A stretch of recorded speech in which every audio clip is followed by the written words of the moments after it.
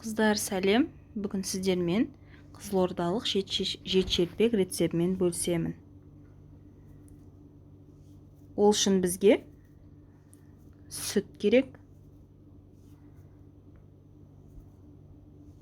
тұзымызды саламыз, қантымызды саламыз,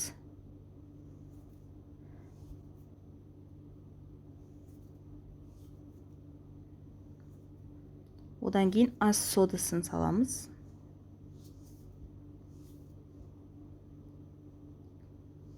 Керегінше ұн қосамыз. Ұнымызды қосып, илеп шығамыз. Жұмсақ қылып, қараңыздар осылай.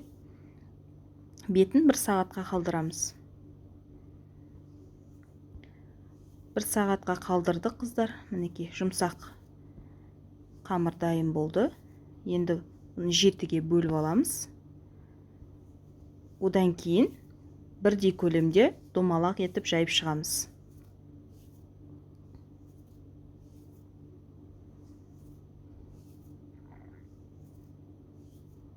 Дәл осылай барлығын жайып қоямыз. Міне осылай 7-еуін жайып алдым. Енді қызып тұрған майымызға бір-бірлеуден пісіріп аламыз. Қатты қызартпаймыз. Көтеріліп келатқан кезде вилкамызбен ауасын шығарып алып, осылай екі жағын бірдей етіп пісіріп аламыз.